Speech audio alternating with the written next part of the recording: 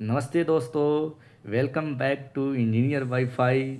आज का वीडियो मेरे लिए और आपके लिए बहुत ही स्पेशल होने वाला है, क्योंकि आज मैं आपके साथ अपनी पूरी जर्नी शेयर करने वाला हूँ। इस स्लाइड में आप जो देख रहे हैं कि डीआरडीओ एसटीबी से आरआरबी जेई तक का सफ़र, तो बिल्कुल सही देख रहे हैं मेरे दोस्तों। हमने कैसे हमने कैसे railway group D, DRDO CEPTAM 10 as S T B और अब railway JE RRB JE Patna में सिलेक्शन पाया। तो सबसे पहले इस वीडियो में हम देखेंगे कि हमने सबसे पहले 10th किया, 10th, उसके बाद हमने 12th किया, BS 12th इन मैथमेटिक्स। उसके बाद हमने diploma in mechanical engineering government polytechnic Patna 7 से किया। उसके सबसे पहले इस वीडियो में मैं अपने बैकग्राउंड और शुरुआत के बारे में बात करेंगे। तो सबसे पहले हम आपको बताना चाहेंगे कि मैं एक मिडिल क्लास फैमिली से हूँ और मेरे पास कोई स्पेशली कोचिंग या बिग सिटी का एडवांटेज नहीं था। बस एक चीज़ थी, मेहनत, कंसिस्टेंसी एंड सही डायरेक्शन। तो सबसे पहले इंजीनियरिंग डिप्लोमा मैकेनिकल से किया। उसके बाद वहीं से एग्ज़ाम की तरफ मेरा इंटरेस्ट बना। मैंने डिप्लोमा मैकेनिकल इंजीनियरिंग से 2019 में पास आउट किया। उसके बाद हमने कम्पटेटिव एग्ज़ाम की तैयारी शुरू कर दी। उस टाइम कोरोना भी आ गया था, कई एग्ज़ाम भरे थे लेकिन हो नहीं रहा था। उसके बाद जब कोरोना ख़त्म हुई तो बहुत सारे एग्ज़ाम स्टार्ट हुए, तो मैं बहुत सारा एग्ज़ाम दिया, उसमें असफल रहा। फिर उसी बीच ग्रुप डी का एग्ज़ाम आया था, तो उसी के मैं तैयारी में लगा हुआ था। उसके बाद मैंने ग्रुप डी का एग्ज़ाम दिया और उसी टाइम डीआरडीओ का सेप्टेम 10 2022 में आता है, जो यहाँ आप देख सकते हैं। तो दोनों एक साथ हमने एग्ज़ाम आसपास ही दिया और सबसे पहले जो ज्वाइनिंग लेटर आई थी डीआरडीओ का आ गई थी, तो हमने इधर ज्वाइन कर लिया था बेंगलुरु में आकर। और उसके बाद कुछ दिन बाद ही ग्रुप डी का ज्वाइनिंग लेटर आया, तो हमने ग्रुप डी ज्वाइन नहीं किया। आप इस वीडियो में लाइव प्रूफ देख सकते हैं। सबसे पहले कि हम ग्रुप डी के ज्वाइनिंग लेटर के बारे में दिखाना चाहेंगे। तो यहाँ पर देख सकते हैं कि मेरा जो उस समय ग्रुप डी में मिला था, ट्रैक मेंटेनर 4 मिला था, पे लेवल 1 का जॉब था। तो इस चीज़ को हम दिखाना चाहेंगे। उसके बाद इस चीज़ को हम ज्वाइन नहीं किए थे, उससे पहले हमने डीआरडीओ का ज्वाइनिंग लेटर आ गया था, तो मैंने ये ज्वाइन किया था।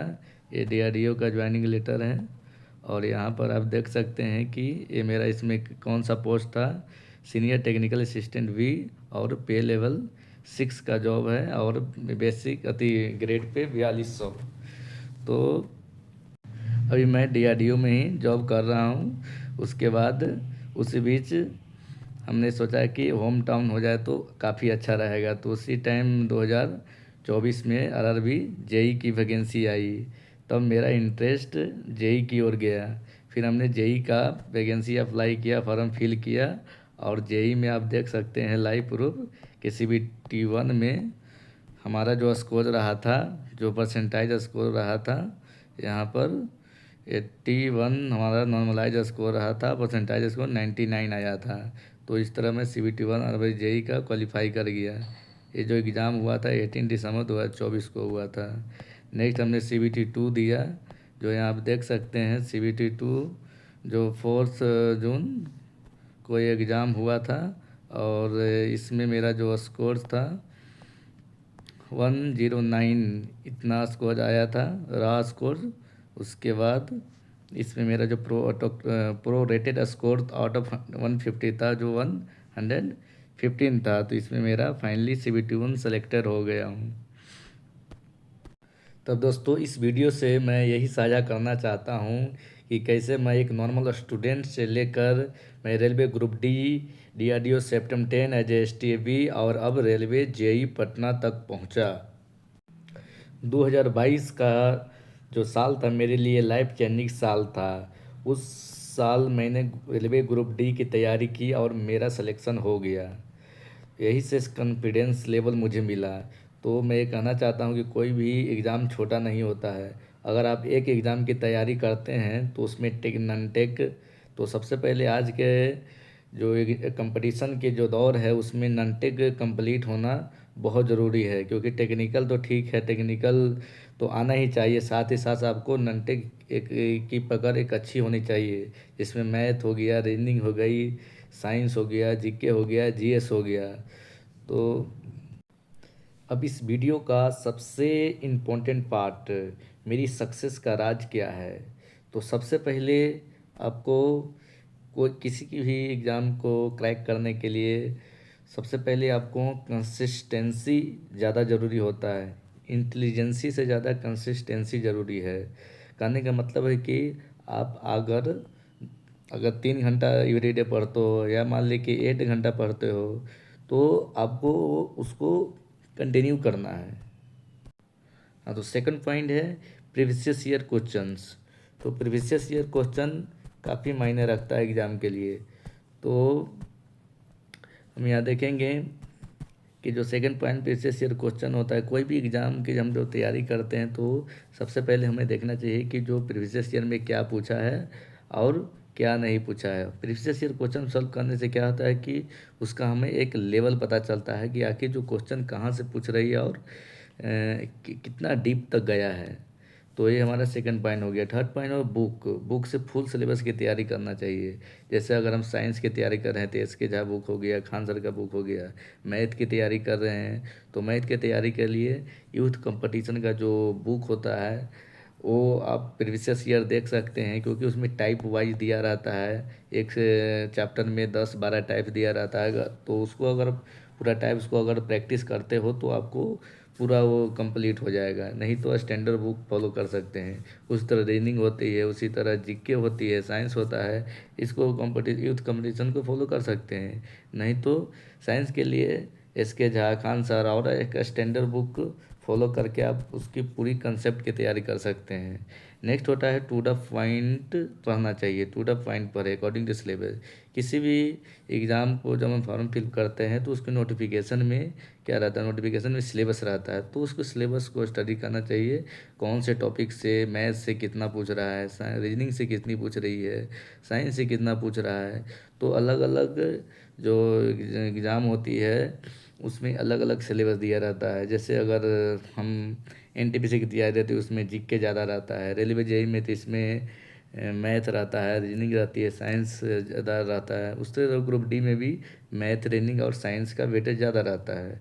तो हमें सिलेबस के अकॉर्डिंग फोकस करनी चाहिए और प्रीवियस ईयर फोकस करना चाहिए। तो नेक्स्ट हम देखते हैं कि सेट प्रैक्टिस, ये हमारा बहुत महत्वपूर्ण चीज़ होती है। हम तैयारी कर रहे हैं, हर चीज़ पढ़ रहे हैं, लेकिन जब तक आपके अंदर सेट प्रैक्टिस नहीं होगी, आपको टाइम मैनेजमेंट नहीं आएगा कि कैसे हम टाइम को मैनेज करें, कितना स्पीड हमारा बनाने के स्पीड है, तो वो भी एक बहुत मायने रखता है। तो हमने जो किया था ऑफलाइन, उस टाइम जब मैं ग्रुप डी की तैयारी कर रहा था तो उस टाइम हमने रुकमनी का सेट को फॉलो करता था। उसके बाद फिर हमने ऑनलाइन के लिए टेक्स्ट बुक का सेट प्रैक्टिस स्टार्ट किया। तो दोनों मुझे अच्छा लगा।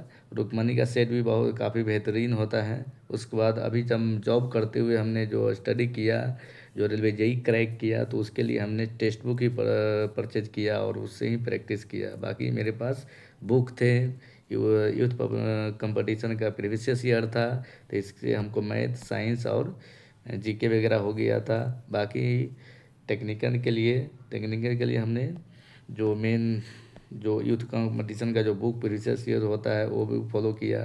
साथ ही साथ जो आर.एस. खुरमी होती है, जो किसी भी टेक्निकल के एग्ज़ाम में अगर मैकेनिकल से हैं तो आर.एस. खुरमी 50 से 60% पूछता ही है।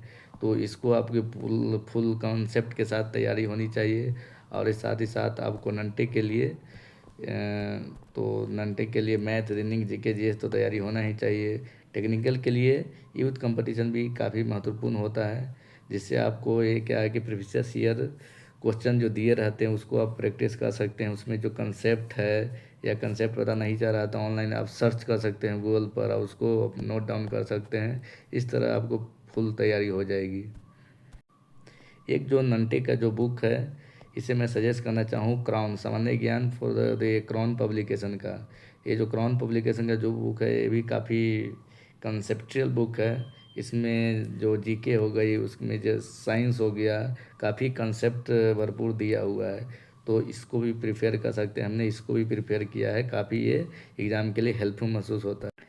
इस वीडियो से हम यही कहना चाहेंगे कि आप भी अगर कम्पिटिटिव एग्ज़ाम की तैयारी कर रहे हैं तो आप मोटिवेट हो सकते हैं। बस आपके अंदर लगातार मेहनत करने की जो आदत है उसको बनाए रखना होगा। और जो मैं ये जो गाइड किया हूँ उसको आप फॉलो कीजिए। और भी कोई गाइडेंस चाहिए तो आप हमसे संपर्क कर सकते हैं। अगर आप चाहते हैं कि मैं डिटेल्स में स्ट्रेटजी, बुक लिस्ट, ये सब सब्जेक्ट वाइज गाइडेंस दूँ तो कमेंट में ज़रूर लिखिएगा। चैनल को लाइक सब्सक्राइब करना ना भूलें। इस तरह के मोटिवेशनल वीडियो के लिए आप चैनल को सब्सक्राइब कीजिए। और आगे भी मैं वीडियो में लेकर आता रहूँगा और आप लोगों को गाइड करता रहूँगा। जय हिंद।